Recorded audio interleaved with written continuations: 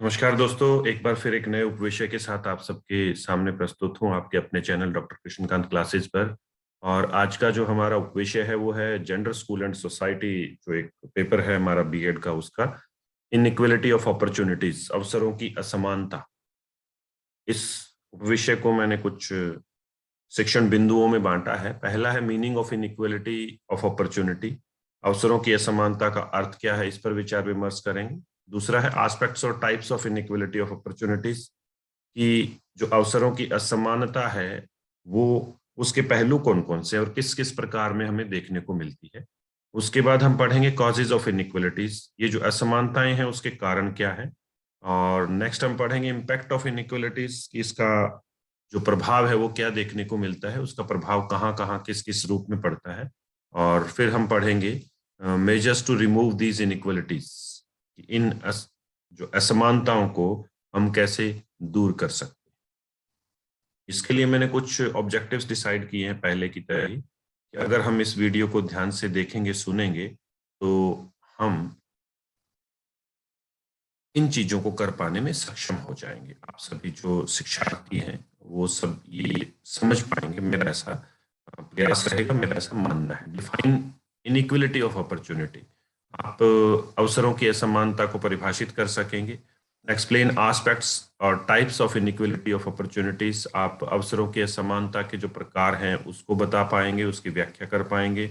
Discover causes of inequalities, आप असमानताओं के जो कारण हैं उनकी खोज कर पाएंगे।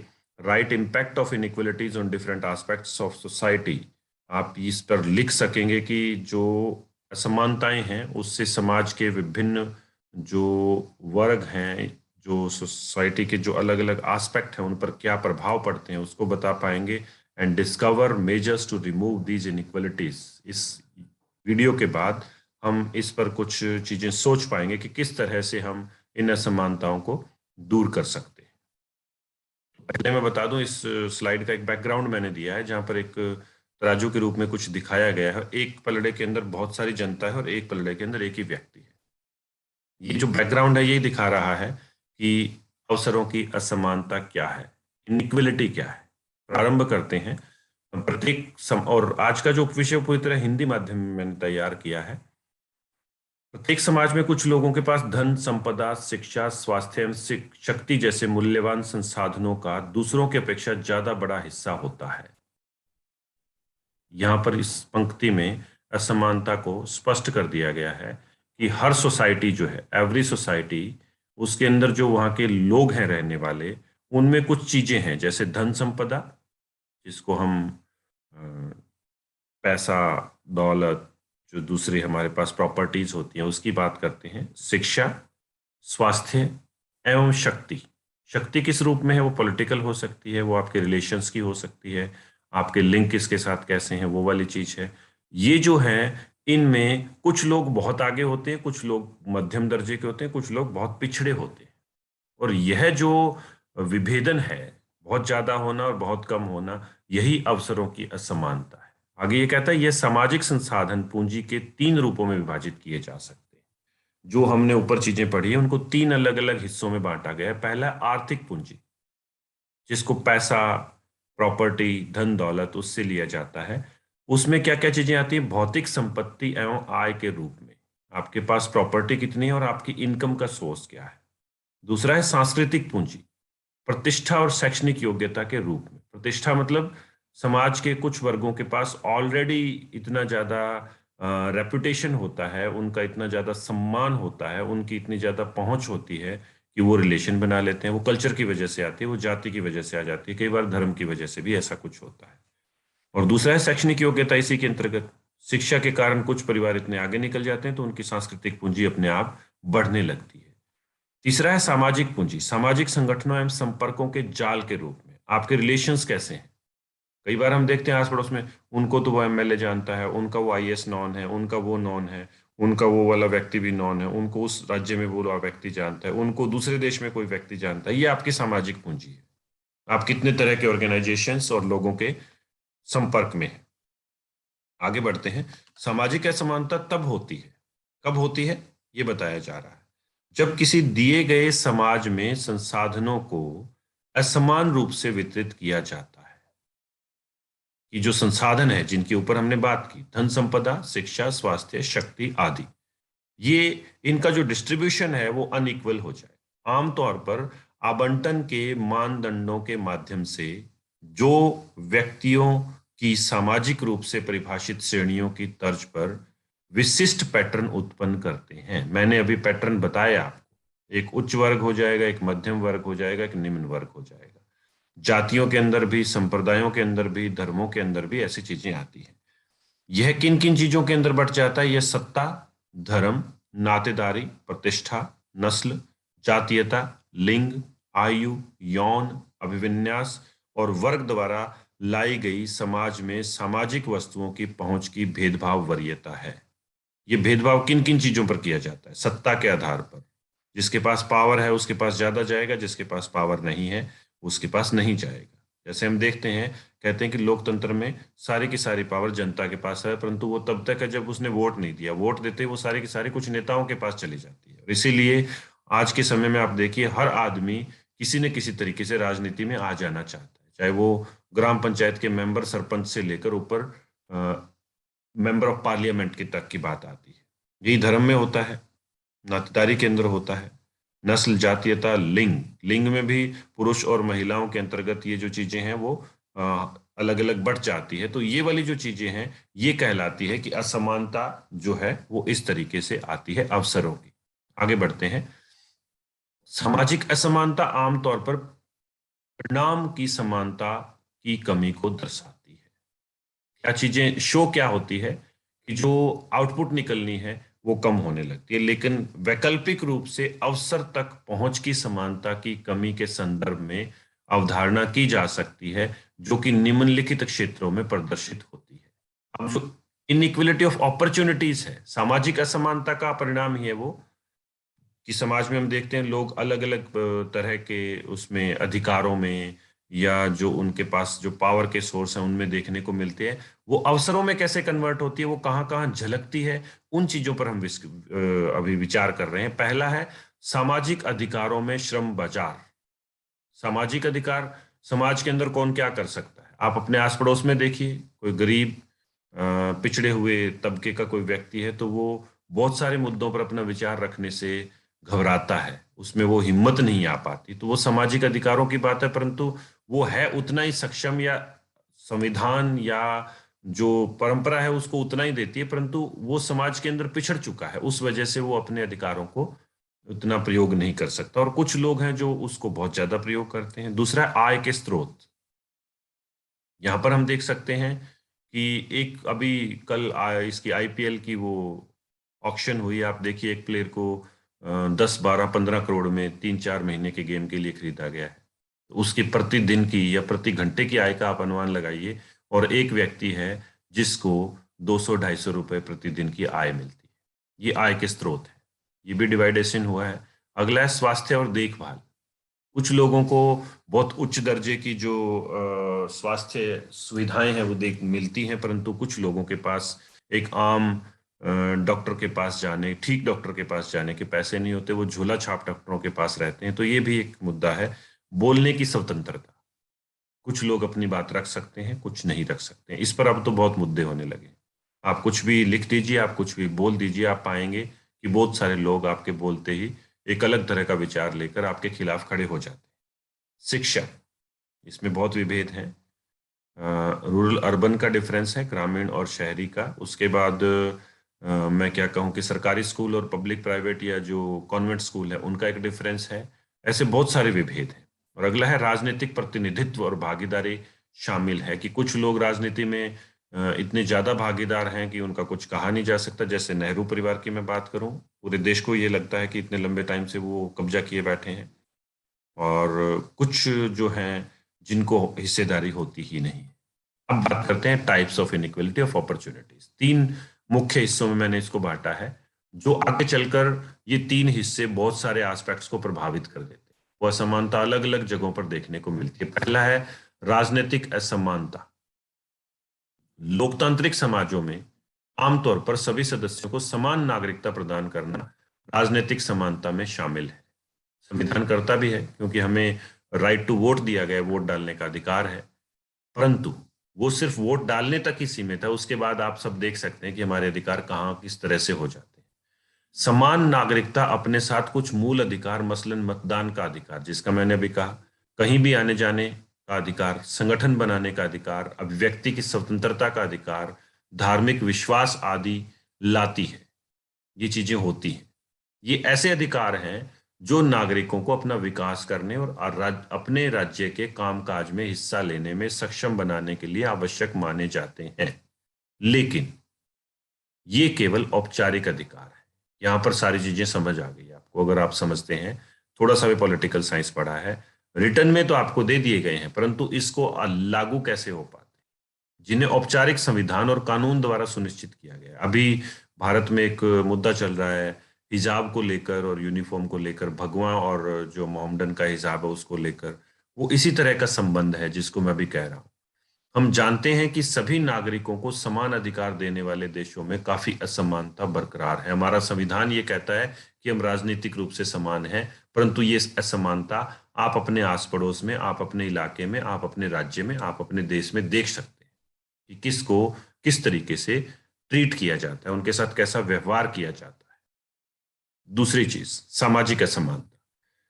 विभिन्न समूह और समुदायों के लोगों के पास इन साधनों और अवसरों को पाने का बराबर और उचित मौका हो। जो एक देश की भौगोलिक सीमा के अंदर विभिन्न तरह के समूह समुदाय रहते हैं, उनको जो वहां पर उपलब्ध साधन हैं और अवसर हैं, अगर सबको समान मिले तो हम कह सकते हैं कि सामाजिक समानता है। अगर वो समान ना मिले तो वो सामाजिक समानता नहीं है। इसके लिए यह जरूरी है कि सामाजिक और आर्थिक असमानताओं के प्रभावों को न्यूनतम किया जाए। समाज में सभी सदस्यों के जीवन यापन के लिए अन्य चीजों के अतिरिक्त पर्याप्त स्वास्थ्य सुविधा, अच्छी शिक्षा पाने का अवसर, उचित पोषक पोषक आहार व न्यूनतम वेतन जैसी कुछ न्यूनतम चीजों की गारंटी भी जरूरी माना गया है। ये चीजें अगर हैं तो सामाजिक समानता है, अन्यथा असमानता है। वो चीजें क्या क्या हैं? पहला, जीवन यापन के लिए जो आवश्यक चीजें बताई गई, पहला है स्वास्थ्य सुविधा, अच्छी हेल्थ जो सर्विसेज हैं वो मिले। हमने कोविड की दूसरी लहर में देखी कैसी सुविधाएं भारत में हम सबको मिली। ऑक्सीजन के लिए किस तरह से लोगों ने जद्दोजहद की, कितनी लोगों की जान गई, और ऐसे बहुत सारी चीजें देखने को मिली।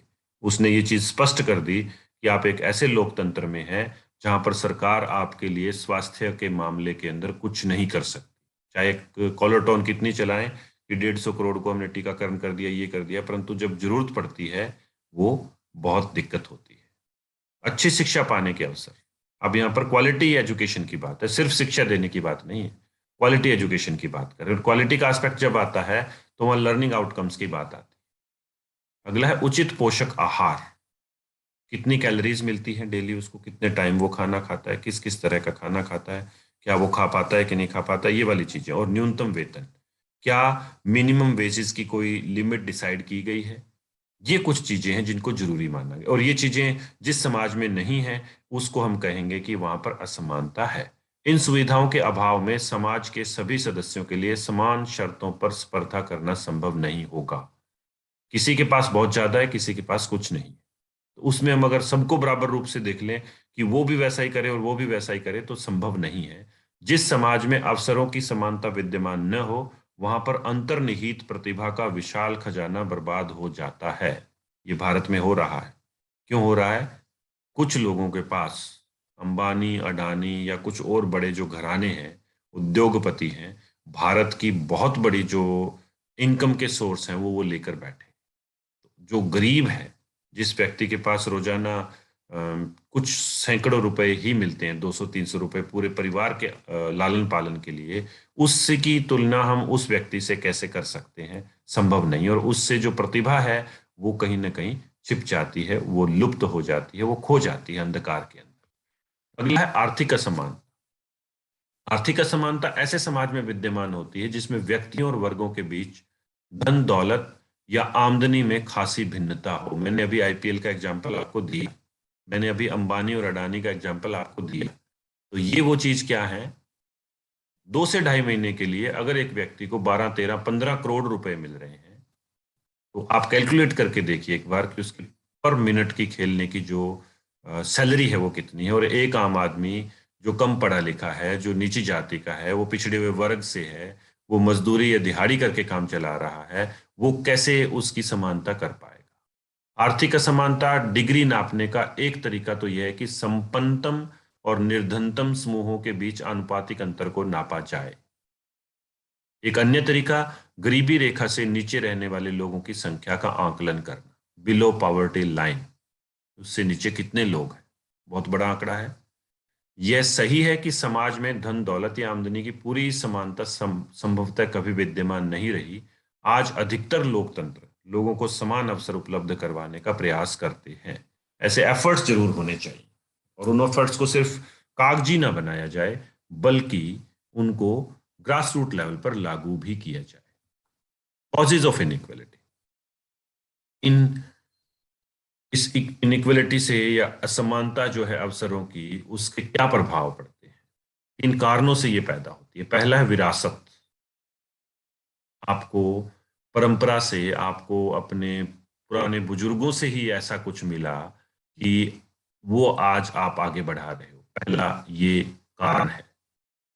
संपत्ति उन्हीं लोगों के पास पड़ी है और वो आगे बढ़ती ही जा रही है। जिनके पास नहीं है उनकी कम होती जा रही है। दूसरा है निजी संपत्ति की व्यवस्था। अगर कोई भी आदमी कितनी संपत्ति इकट्ठी कर सकता है पर्सनल, इसकी व्यवस्था किसी राज्य के अंदर है, किसी देश के अंदर है, कानूनी उसको वैलिडेशन है, तो वो व्यक्ति उस कानून की आड़ में बहुत सारी संपत्ति को अपने पास करता चला जाएगा।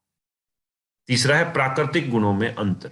नेचुरल जो हमारे ट्रेड्स होते हैं, पर्सन टू पर्सन वेरी करते हैं, कास्ट टू कास्ट वेरी करते हैं, कम्युनिटी टू कम्युनिटी वेरी करते हैं। ये भी फर्क डालता है। किसी भी व्यक्ति में गुण बहुत ज्यादा है तो वो अपना अलग कर लेता है। किसी व्यक्ति के अंदर गुण वो निखर नहीं पाते, पहचान नहीं पाते, या वो वैसे कार्य नहीं कर पाते तो पिछड़ जाते हैं। अगला है अर्जित प्रतिभा में अंतर। अब जो स्किल की बात मैं करूं, गूगल के जो सीईओ हैं, जिनको करोड़ों रुपए पर मंथ जो सैलरी मिलती है, उनकी जो टैलेंट है, और एक आम इंजीनियर जो है किसी इंजीनियरिंग कॉलेज से निकला हुआ, उन दोनों की जो प्रतिभा है उसमें अंतर है। उसी विभेद ने उनकी अर्निंग को कहीं न कहीं, अवसर की जो उपलब्धता है, या जो मैं क्या कहूँ अवसर मिलने की बात है, उसको बदल दिया। ये भी बात है। अगला है पारिवारिक प्रभाव। आपकी फैमिली का इम्पैक्ट कैसा है? फैमिली ने आपको किस तरह से पाला पोसा है? आप रिस्क लेने के लिए कितने तैयार हैं? आप में आत्मविश्वास कैसा है? आपको आगे बढ़ने के लिए कितना मोटिवेट किया गया है? ये वाली चीजें बहुत होती है। अगला है भाग्य और अवसर। भारत के मामले में ये ज्यादा होता है कि किस्मत में होगा तो हो जाएगा, इसीलिए इसको यहाँ पर कोट किया गया है। अवसर कितने मिले, कई बार ये किस्मत का मामला होता है। अगला है निर्धनता, पॉवर्टी, जिसको मैंने अभी डिफाइन किया पीछे, बिलो पॉवर्टी लाइन की बात की या कुछ और चीजें की।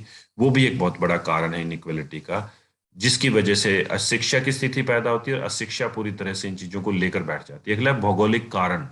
भारत एक ऐसा देश है जहां पर बहुत सारे जो ज्योग्राफिकल फीचर्स हैं वो देखने को मिलते हैं। तो कुछ जगह तो ऐसी है, नोएडा, दिल्ली, हरियाणा का इलाका, पंजाब, और ये जिसको मैं प्लेन्स के रूप में लूं, तो यहाँ पर सारी सुविधाएं उपलब्ध हैं। यहाँ के लोग एडवांस हैं, यहाँ पर चीजें जल्दी पहुंचती हैं। कुछ रिमोट एरियाज हैं, आप हिमालय की तरफ चले जाइए, आप राजस्थान के रिमोट एरिया में चले जाइए, इस और तटवर्ती इलाकों में चले जाइए जहाँ पर हमेशा फ्लड का, सुनामी का और चीजों का डर लगता रहता है। तो वहां पर कोई रीच की जो चीज है वो नहीं पहुंच पाती, उस वजह से अवसर भी नहीं मिल पाता। अगला है एक ही सामाजिक व्यवस्था में भिन्न भिन्न गुणवत्ता वाली शिक्षा, जो मेन मुद्दा है। एक ही भारत में मैंने कई चीजें बताई, government, public, private school, rural, urban school, इस तरह के बहुत सारी व्यवस्थाएं हैं। जो भिन्नताएं हैं वो भी कहीं ना कहीं असमानता को पैदा करती है। अब बात है कौन से वो तरीके हैं जिनसे हम इन असमानताओं को दूर कर सकते हैं। पहला है न्यूनतम मजदूरी तय करना। जो मिनिमम वेजेस हैं वो डिसाइड कर देने चाहिए। मनरेगा ने कुछ हद तक इसको ठीक किया है, परंतु फिर भी बहुत सारे ऐसे लूप होल्स हैं। आप पब्लिक, प्राइवेट स्कूल्स में चले जाइए, एक आम मजदूर को, दिहाड़ी अनस्किल्ड मजदूर को जो वेतन मिलता है, दिहाड़ी मिलती है, उससे कम वेतन एक पढ़े लिखे अध्यापक को प्राइवेट स्कूल्स में मिलता है, उनके लिए भी कुछ ना कुछ डिसाइड होना चाहिए। अगला है सामाजिक सुरक्षा, social security, pension, health security, ये सारी चीजें होनी चाहिए। अगर कोई व्यक्ति कोई राष्ट्र अगर टैक्स लेता है, आपसे कर ले रहा है, तो उसकी जिम्मेदारी बनती है कि वो सोशल सिक्योरिटी प्रदान करे पूरी जनता को। ये अगर हो जाए तो अपॉर्चुनिटीज ठीक हो जाएंगी। सोशल सिक्योरिटी में रेजिडेंस भी आ सकता है, उनकी शिक्षा भी आती है, उनकी चिकित्सा भी आती है, उनका खाना पीना भी आती है, ये सारी चीजें हैं। अगला है अवसरों की समानता, ये सुनिश्चित की जानी चाहिए। शिक्षा, स्वास्थ्य और जीवन यापन की जो चीज है, वो चीजें गुणवत्ता परक लोगों को मिलनी चाहिए। अगला है स्टिपली ग्रेडेड इनकम टैक्स। अब कुछ प्लेयर्स, कुछ फिल्मी हस्तियां, कुछ उद्योगपति जिनके इनकम का जो और छोर नहीं है, और कुछ लोग जो हैं वो बहुत कम आय अर्जित कर पाते हैं, तो सब अलग अलग लेवल्स के लिए अलग अलग तरह के टैक्स की व्यवस्था होनी चाहिए। और ये है भी भारत में, 5 लाख तक इतना है, 7 लाख तक इतना है, 10 लाख तक इतना है, 15 लाख हो जाएगी इनकम तो इतना है, करोड़ होगी तो इतना है। इस तरह से वो बड़े स्लैब बनाए हुए हैं, वो स्लैब होने चाहिए। अगला है विलासिता पर उच्च कर। आप जो बेसिक चीजें हैं, मेरे को नहीं लगता किसी देश में पानी बोतलों में बंद होकर बिकना चाहिए, खाने पीने की चीजों पर बहुत ज्यादा टैक्स लगना चाहिए, ऐसा नहीं लगता मेरे को, क्योंकि वो आम आदमी की जरूरतें हैं। आप कार पे कर लगाइए, आप नशे की जो चीजें हैं जो विलासिता में आती है उन पर कर लगाइए, आप सोने के ऊपर कर लगाइए, आप हीरे मोती या जो महंगी चीजें हैं जो दिखावा करने के लिए विला जब मूलभूत आवश्यकताएं हैं, रोटी कपड़ा और मकान, इनकी जो जरूरतें हैं उन पर कर नहीं होना चाहिए। मुफ्त हो, मुफ्त ना हो तो न्यूनतम मूल्य पर हो। परंतु इसके बाद जब व्यक्ति सोचता है मैं ये कर लूं, मैं ये कर लूं, मैं ये कर लूं, उन पर टैक्स लगाइए, अच्छा टैक्स लगाइए। जो पे कर देगा वो ही उसको ले पाएगा, और जो वो टैक्स पे करेगा तो वो जनता को मिलेगा टैक्स का पैसा, उससे कुछ न कुछ फायदा हो। अगला है स्थिर उत्तराधिकार कर और संपदा शुल्क और धन में शिथिलता। स्थिर उत्तराधिकार, मेरे दादा से मेरे पापा को मिला, पापा से मेरे को मिला, मैं उसको बढ़ाता जा रहा हूं, इस तरह की जितने भी उत्तराधिकार की जो चीजें हैं उनके ऊपर भी टैक्स लगना चाहिए। संपदा शुल्क भी होना चाहिए, स्टेट टैक्स जो है, जिसको कहा जाता है कि किसके पास कितनी प्रॉपर्टी है उसके ऊपर भी टैक्स लगाया जाना चाहिए। धन में जो शिथिलता है उसको रोकने की कोशिश करनी चाहिए। जब तक पैसा चलायमान नहीं होगा तब तक जो इनइक्विलिटी है उसको खत्म नहीं किया जा सकता। अगला है कृषि जोत और शहरी संपत्ति पर उच्चतम सीमा। आप एक आदमी कितनी एग्रीकल्चर लैंड रख सकता है ये डिसाइडेड होनी चाहिए। कितनी प्रॉपर्टी वो शहरों के अंदर रख सकता है, इस पे भी कहीं ना कहीं एक लिमिट होनी चाहिए, उससे ऊपर कोई ना बढ़ पाए। उसके बाद हम इसमें ऐड कर सकते हैं क्वालिटेटिव एजुकेशन। अगर आप ठीक शिक्षा सबको प्रदान करें तो ये ठीक हो सकता है। तो ये था हमारा टॉपिक, इनइक्विलिटी ऑफ अपॉर्चुनिटीज। फिर मिलते हैं एक नए टॉपिक के साथ, तब तक के लिए धन्यवाद।